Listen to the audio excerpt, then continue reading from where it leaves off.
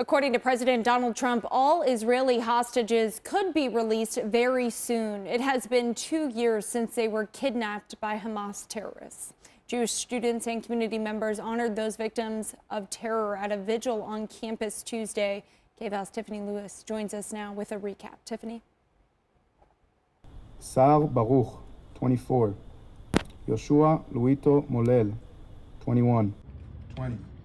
Ducks for Israel and Oregon Hillel hosted a candlelight vigil on campus Tuesday, honoring the more than 1,200 people killed and calling for the release of 48 hostages still held in Gaza.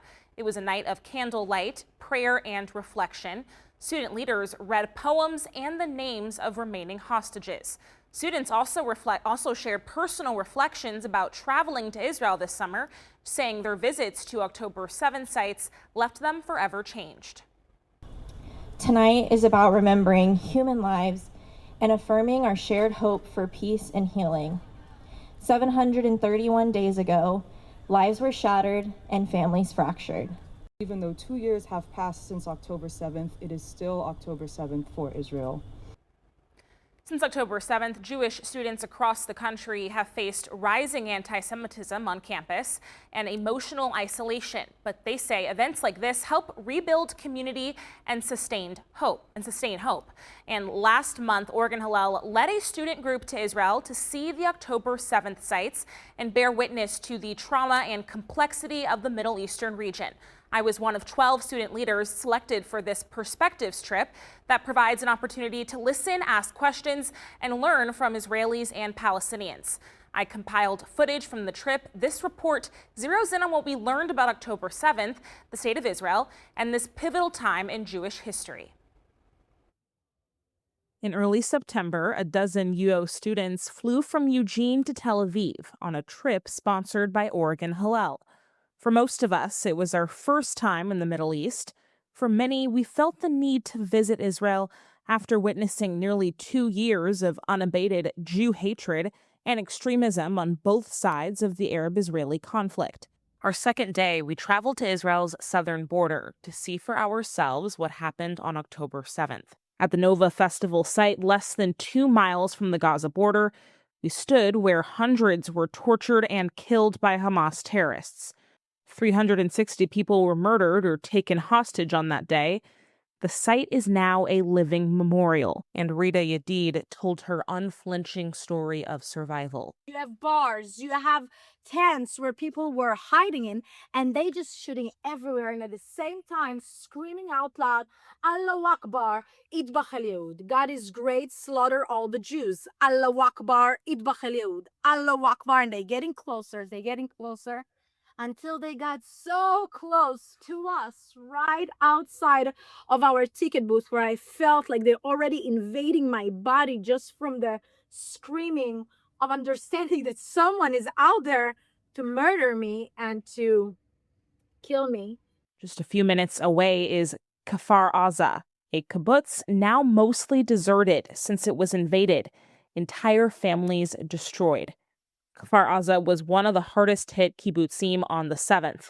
Here, terrorists went house to house, shooting, stabbing, and sometimes burning entire families alive. The first apartment, a couple in my age, been murdered. And in the second apartment, we got a family that it's quite new in the kibbutz, just moved to this apartment a month before the event. They got a very young baby. And when the terrorists killed this couple, they touched the house.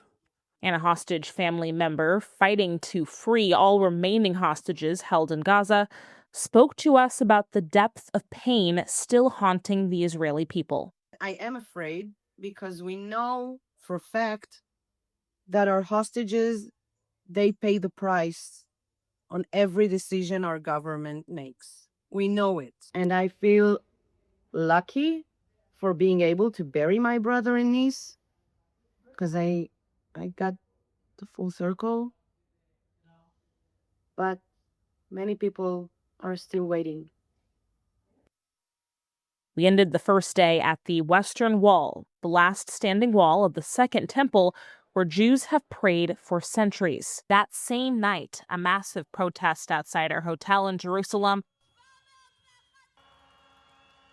revealed an Israeli society at war with itself. People I spoke with said they've completely lost trust in Prime Minister Benjamin Netanyahu's coalition government as a brutal war continues in Gaza. Thousands of Israelis have been standing against the government, calling for them to end the war and free the now 48 remaining hostages.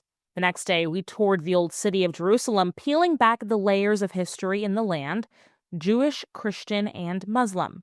We also met with Palestinian peace activists who shared their vision for coexistence. Fearing retribution, they didn't want to be on camera. There are two people living on this land, Palestinians and Israelis.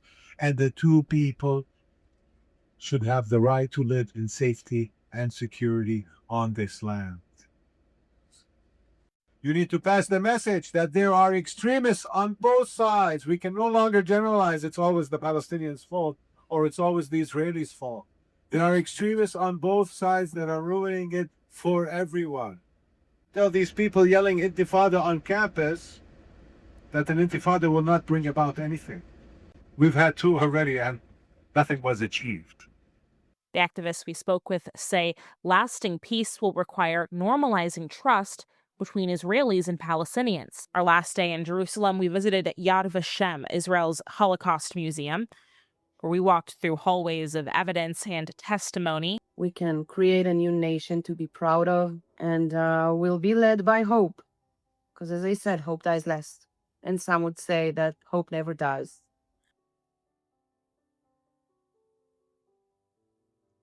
October 7th shattered illusions about Israeli security and exposed the underbelly of Jew hatred and anti-Semitic conspiratorial thinking that has simmered for centuries.